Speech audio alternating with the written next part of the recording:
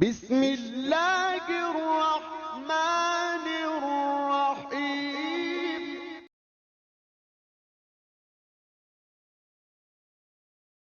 السلام علیکم ورحمۃ اللہ وبرکاتہ۔ میں ہوں شعیب ندیم اور آپ دیکھ رہے ہیں شعیب ندیم وائس چینل۔ بنی اسرائیل میں دو بھائی تھے جن میں سے ایک مسلمان تھا اور دوسرا کافر تھا۔ دونوں دریا کے شکاری تھے۔ کافر بت کو سجدہ کرتا تھا، مگر جب مچھلیوں کے لیے جال دریا میں ڈالتا تو اس قدر مچھلیاں اس میں آ جاتی تھی کہ اس کو کھینچنا مشکل ہو جاتا تھا، مگر مسلمان کے جال میں صرف ایک ہی مچھلی آتی تھی اور وہ اسی پر صبر کے ساتھ خدا کا شکر ادا کرتا تھا۔ اتفاق سے ایک روز اس مسلمان کی بیوی اپنے مکان کی چھت پر گئی تو اس کی نظر کافر کی بیوی پر پڑی جو زیور اور بہترین لباس سے آراستہ تھی۔ یہ دیکھ کر اس مسلمان کی بیوی کے دل کے اندر وسوسہ پیدا ہو گیا، کاش میں بھی ایسی ہوتی۔ تو کافر کی بیوی بولی، تو اپنے شوہر کو آمادہ کر لے، وہ بھی میرے شوہر کے معبود یعنی بت کی عبادت کیا کر تاکہ وہ بھی میری طرح مالدار ہو جائے۔ یہ سن کر مسلمان بھائی کی بیوی کچھ غمزدہ سی ہو کر نیچے آئی، اور جب اس کا شوہر گھر آیا تو اس نے بیوی کا حال متغیر دیکھ کر دریافت کیا، آخر کیا بات ہے جس سے تو اس قدر غمزدہ معلوم ہوتی ہے؟ تو وہ کہنے لگی، بس میاں، یا تو مجھے طلاق دے دو یا اپنے بھائی کے معبود کی عبادت اختیار کر لو۔ یہ سن کر اس کے شوہر نے کہا، خدا کی بندی، تو خدا سے نہیں ڈرتی؟ ایمان کی دولت کے بعد یہ کفر کی باتیں کرتی ہے۔ تو عورت بولی، بس مجھ سے اب زیادہ باتیں نہ بناؤ، میں اس غربت میں آپ کے ساتھ مزید نہیں رہ سکتی، جبکہ دوسری عورتوں اور خصوصاً تیرے بھائی کی بیوی کو میں دیکھ رہی ہوں، وہ زیورات اور عمدہ لباس سے آراستہ رہتی ہیں۔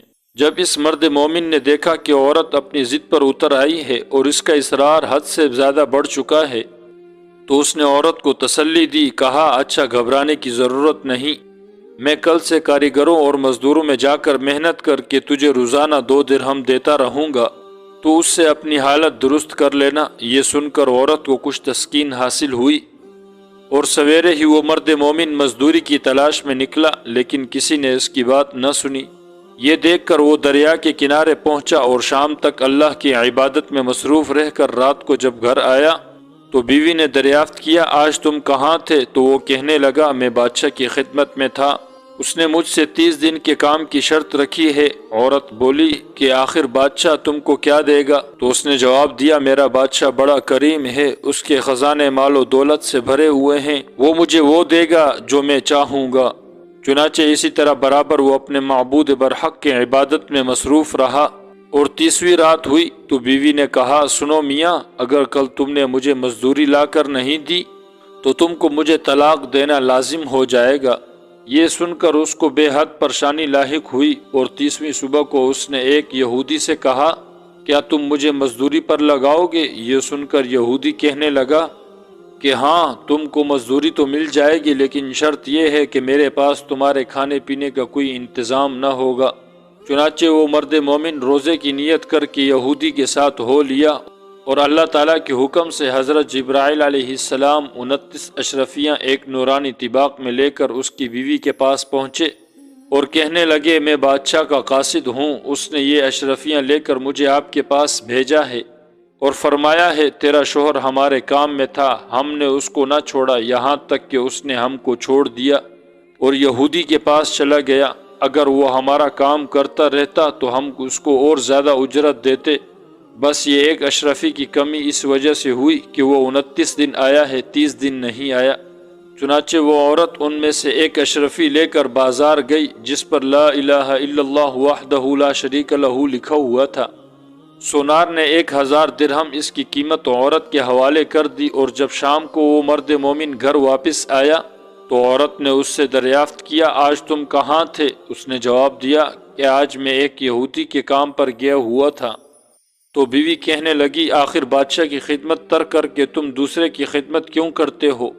پھر اس کو اشرفیوں کا واقعہ سنایا، جس کو سن کر وہ مرد مومن روتے روتے بے ہوش ہو گیا، اور جب اس کو ہوش آیا تو بیوی سے کہنے لگا، افسوس کہ میں نے بادشاہ دو جہاں کی خدمت کا حق اپنے اوپر لازم نہ کیا۔